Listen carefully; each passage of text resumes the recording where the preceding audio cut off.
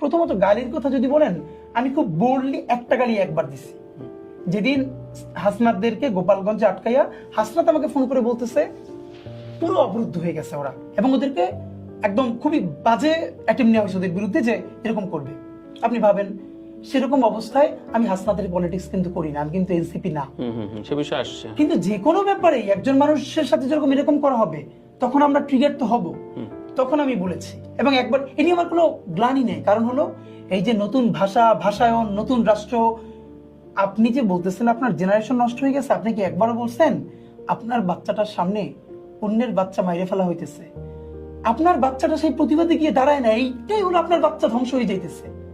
আপনার বাচ্চা আপনি মানুষ করতে পারতেছেন না, যে অন্যের বাচ্চা মরে যাচ্ছে সেজন্য সে দাঁড়াইতে পারতেছে না প্রতিবাদে, এইটা কি আপনার ধ্বংস মনে হয় না?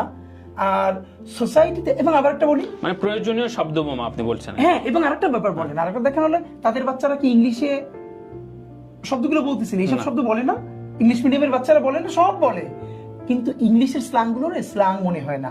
এটা গানটা ভুলে গেছে, ছোটবেলায় গানটা অনেক শুনতাম, যে এই বড় লোকের সবই রাইট হয়, গরিব বললে রং, কবি গুরুর প্রেমে পড়লে বাবা মা গর্বিত, আর আমার প্রেমে পড়লে মেয়ে হয় সে নির্যাতিত। মনে হয় গালিগুলো যদি ইংলিশ হয় তাহলে পশ, এলিট, সুন্দর, এগুলো বাংলা হলে বস্তি। তো এই জায়গাটা দিয়ে আমরা ভাঙতে চাই।